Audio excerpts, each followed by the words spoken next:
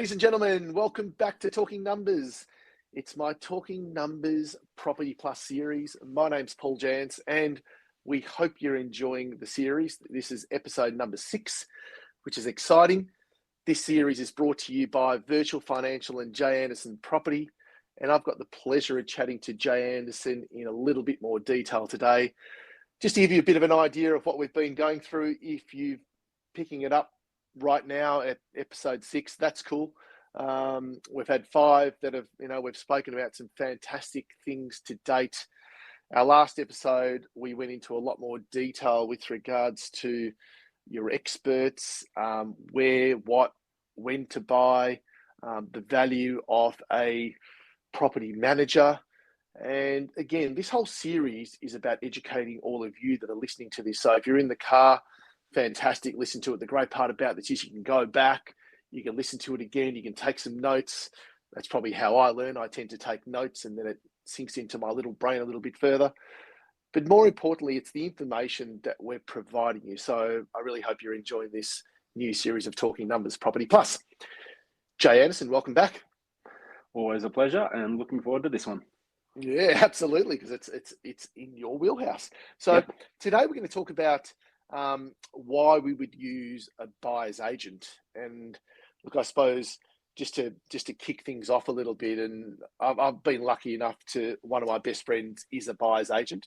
So for probably since I bought my first property, and I've known Hugh as well, I've been lucky enough to understand what a buyer's agent does, the value that a buyer's agent brings.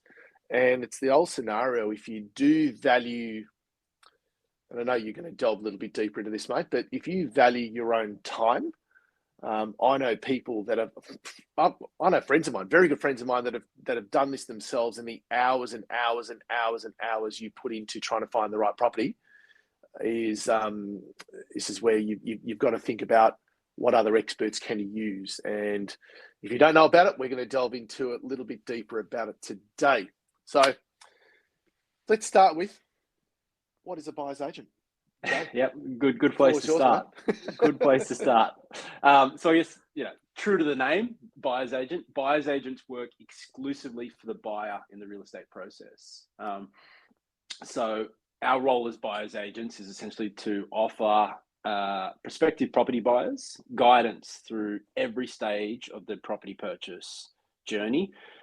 Right from the beginning strategy to location to shortlisting, researching and securing properties, and essentially project managing it right from beginning to end, and being that conduit between yourself and other professionals around you as well. Our role is basically to ensure that we help you achieve the best possible result for your criteria, your brief. I guess a good thing is to think of it this way: a traditional real estate agent, so a selling agent, it works for the seller, where a buyer's agent represents the buyer. So buyer's agents do not sell property, we help you buy property. Brilliant. And I think that's a really important point there, because I think the critical factor is what you mentioned right at the start, which is you're acting on behalf of the buyer. So let's delve a little bit deeper into that in terms of the benefits. So what's some of the benefits of using a buyer's agent? Yeah, and I think what you touched on earlier about, using an expert in their field, and let's say you're wanting to lay a new concrete driveway in your house.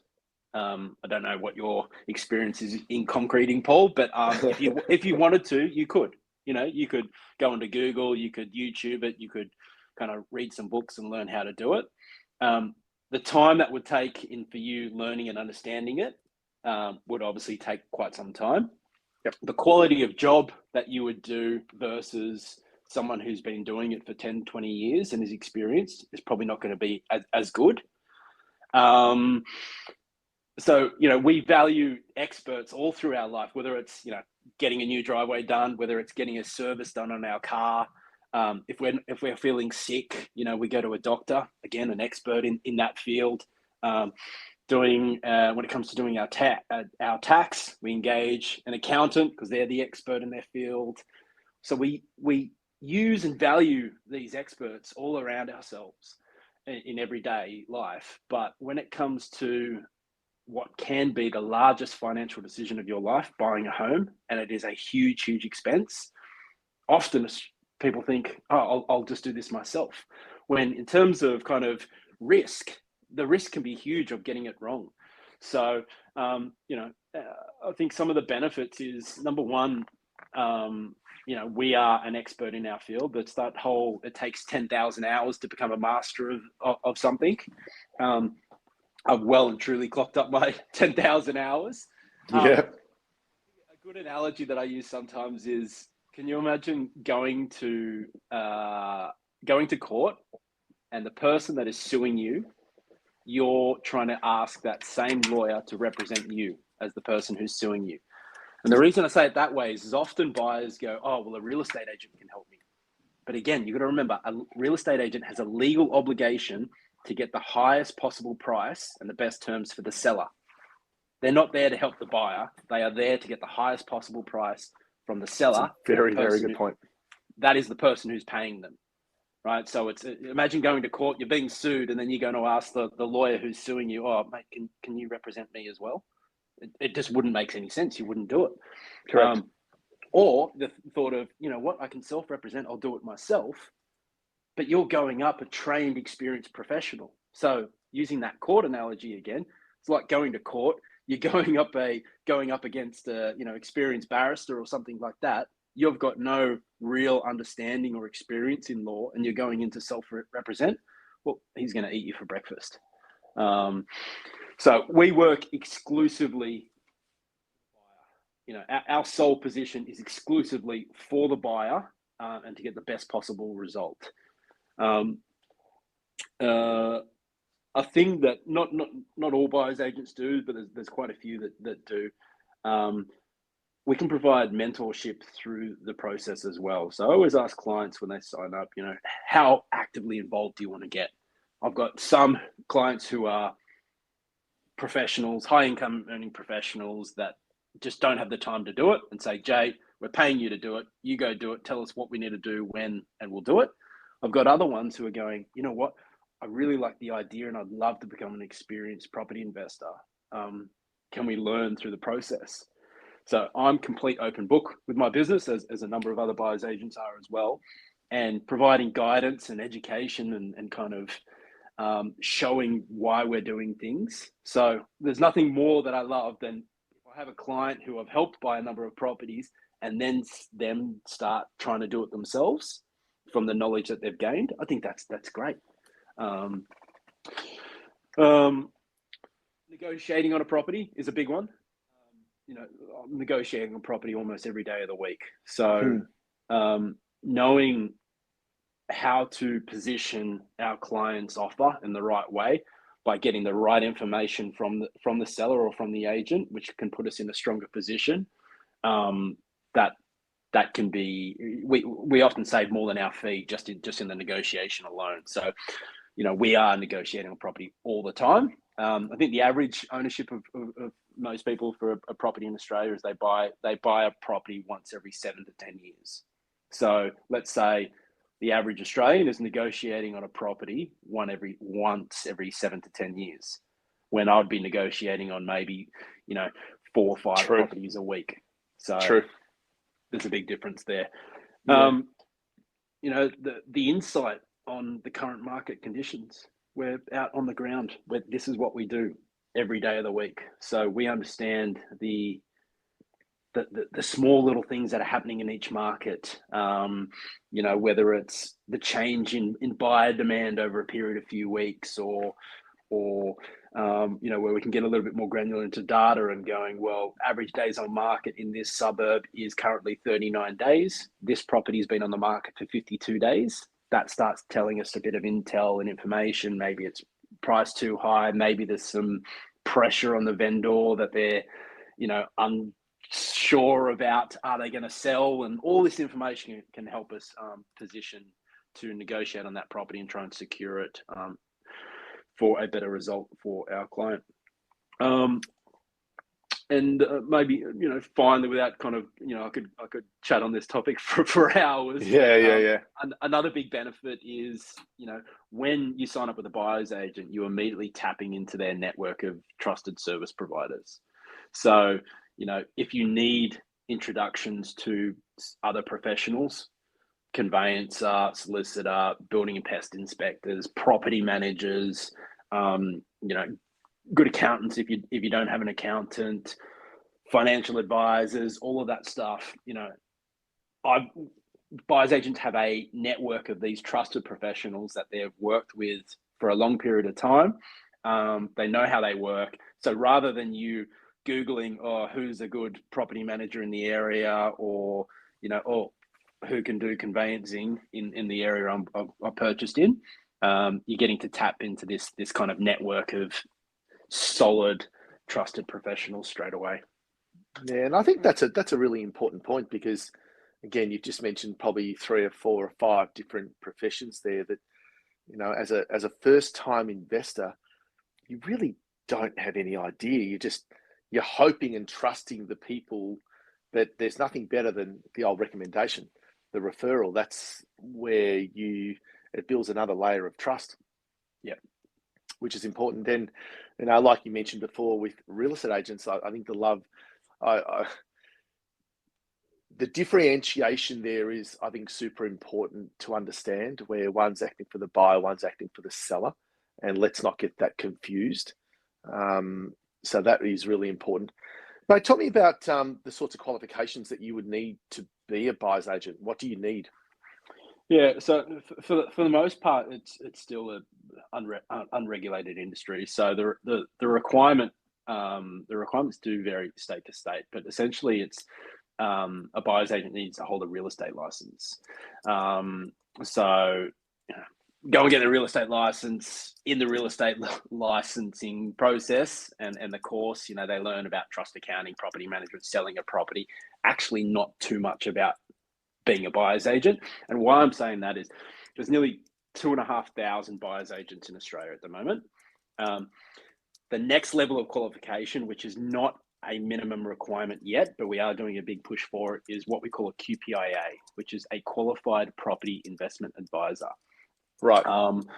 So out of the 2,500 buyer's agents in Australia, at last count, I think there's only 138 buyer's agents in Australia that are actually qualified to give property investment advice, which is pretty scary. Interesting.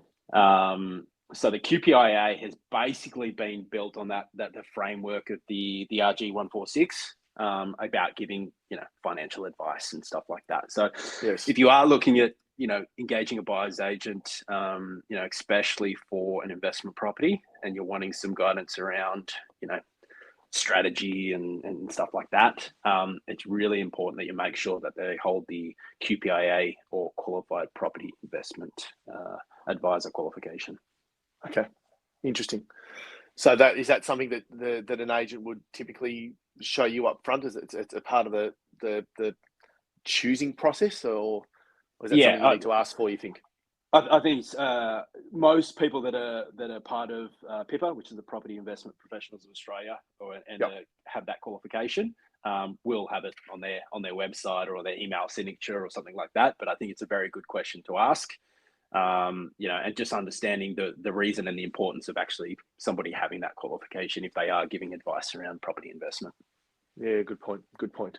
And also distinguishing, because I know in the past there's been a lot of, I've been to, and I know the ATO have tried to crack it down on this as well, where I've been to certain seminars or whatever it may be, and the individual there is trying to convince you to purchase also in a structure that they can't give advice on, like a self-managed super fund or a family trust or a whatever it may be. I think important to understand, certainly from an education point of view, if they're a buyer's agent, if you're a buyer's agent, you're sticking to your lane, and then you bring in the other professionals that when you need that professional advice. Yeah, spot on. So, mate, what should you look for? People are out there, they're not sure. What should they look for in a buyer's agent? Yeah, so I think look for an independent buyer's agent that is a fee for service, so they're being paid by the buyer. So this is where the waters can get a little bit muddied in this space is you've got some buyers agents that might be doing house and land packages, off the plan stuff. And they're for the most part, they're being paid by the developer as a kickback, as a commission for you purchasing that property. In that sense, they are not a true buyer's agent. They are not representing you. They're selling you a product that's where they're being paid. So it's important to understand how they're being paid and who they're being paid by. Make sure they've got a good reputation. So I think ask them, don't just look at their, reviews on Facebook that their mum and their auntie have left. But ask to speak to past clients, ask to speak to other professionals that they've worked with. Speak to agents, do your research on them, and ask them really probing questions around, their track record. How long have they been doing it? What experience do they have personally in buying property? What licenses and qualifications do they have? Want to make sure that they've actually got good industry knowledge and good market knowledge in the area that you want to be buying. Need to make sure that they're fully insured and licensed. So I don't hesitate to ask probing questions, because it's a big financial decision, whether it's the buyer's agency fee itself or buying a property. It's a big decision. So I always think I encourage people, go speak to 2, 3, 4 different buyer's agents, because whilst you might have 2 or 3 that on paper they're pretty on par, on level, you want to make sure you can actually have a bit of a relationship with the buyer's agent, that you're happy to pick up the phone and call them and just have a chat and build a bit of a connection with them. Because I think it's the kind of profession that you don't just want it to be a once-off transaction. I'm very much, I know in my business, very much about wanting to build 20, 30-year relationships with clients. So you want to make sure that the professional you engage, you're comfortable with them as a person, your personalities get along and all the rest of it. You can build that kind of really strong relationship moving forward. Yeah, fair call. So where would we, is it, do you go to Google and Google buyers agents? Where do you find, I know we're talking now, so it makes it a little bit easier that, that we know each other. But when you said go and find 2 or 3 and have a chat to them, where would you typically find them? Where I would go to start off would be the Property Investment Professionals of Australia website, which is the organisation, and they've got a directory there. So you can immediately only be looking at buyers agents who are a member of Property Investment Professionals of Australia, and then you can put a filter in and say, show me the ones that are actually qualified. QPIA is qualified to give property investment advice. It'll come up with a list. You can have a look, location based, and then start making some phone calls there.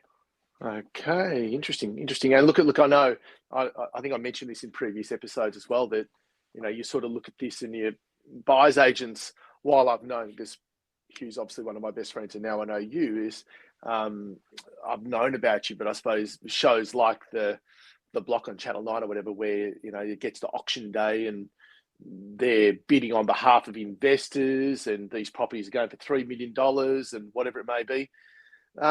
Is it for the rich and famous, or is it for, and I know we mentioned in earlier episodes as well, should we split it up and me buy 3 500K properties? Is it for the rich and famous only? No, certainly not. And I guess that's probably a common misconception, because of those TV shows, Lux Listings and The Block and all the rest of it. But, if I have a look at my current clients and I'm working with, smallest budget of, one of my clients has is 350,000, and then it goes up into, the tens of millions. So our fee structure is based around the purchase price.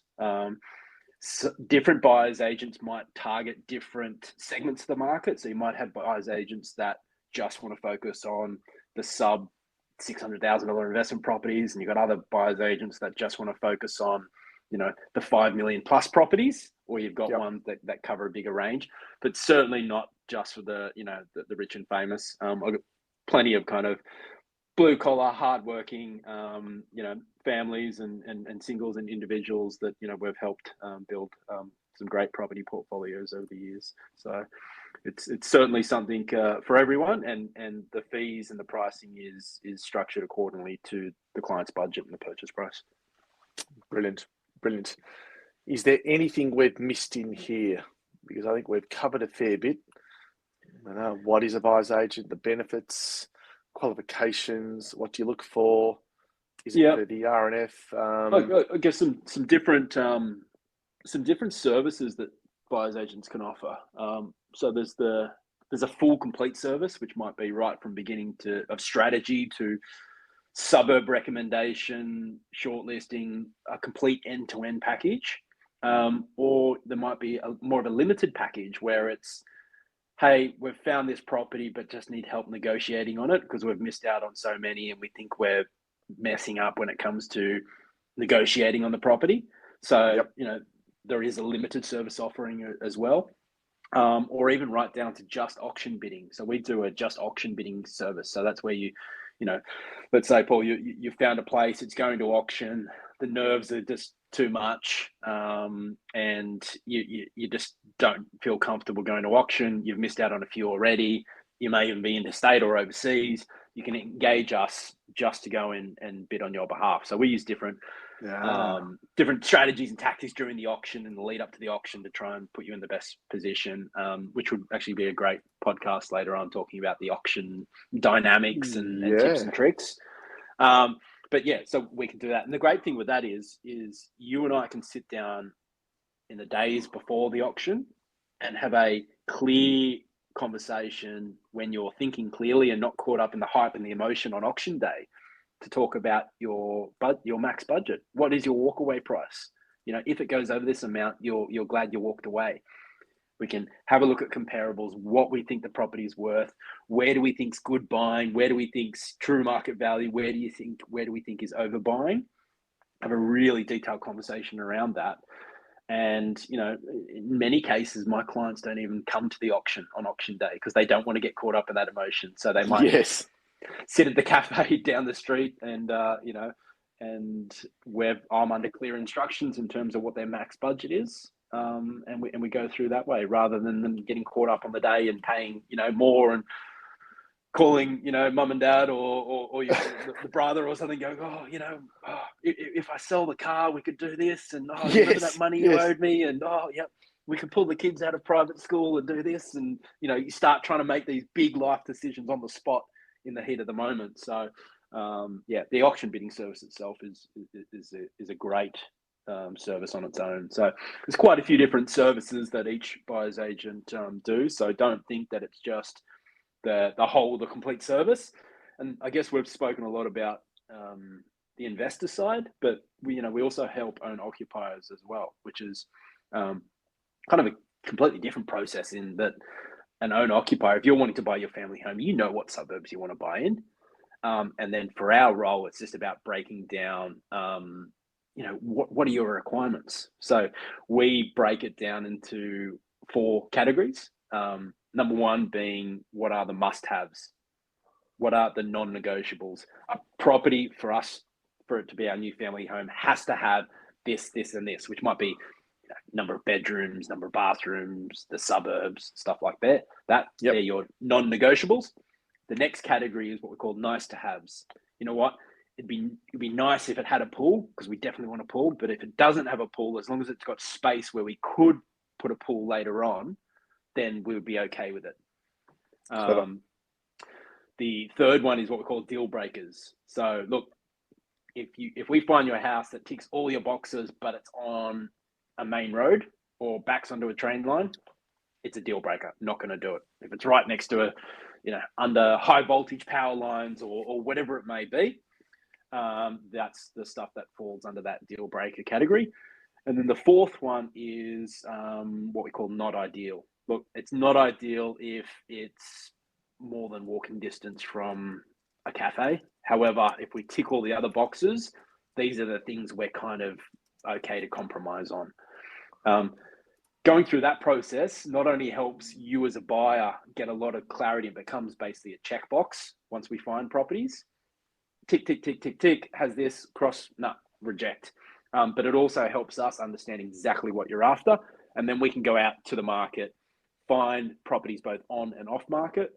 So off market properties is something we probably haven't spoken about yet, but buyer's agents have access to off market properties. So whether they're through, real estate agents, direct from owners. So I guess to give you a bit of a number, about 40% of the properties we buy are off market.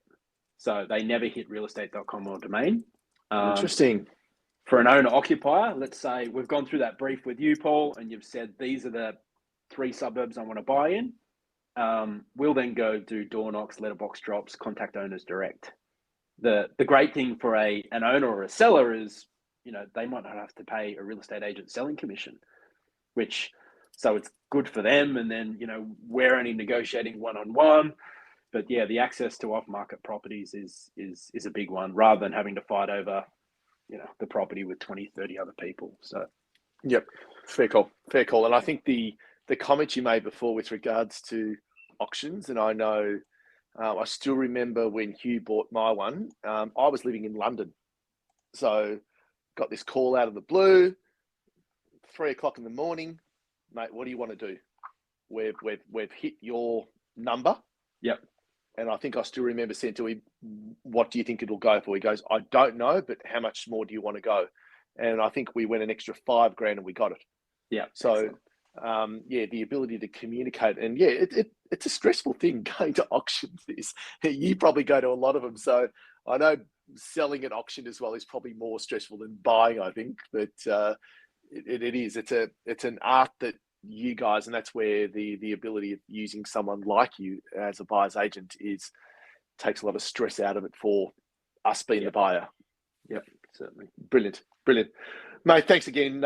As we do a little bit of a wrap up into our Talking Numbers Property Plus podcast, what are we talking about next? Is it the 4 Ds? You want to It's the 4 share Ds a little bit in of property. the 4 Ds?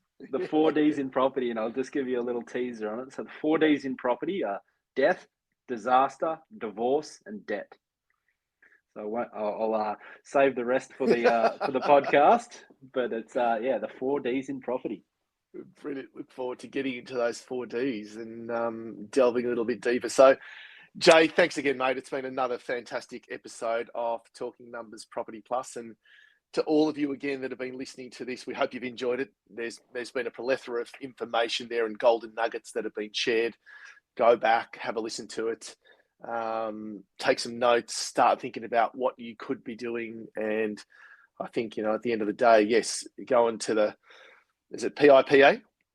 Yeah, PIPA. Search for a PIPA. Go and find a buyer's agent, talk to them, talk to Jay, and really at the end of the day, try and find the person that's going to suit your needs.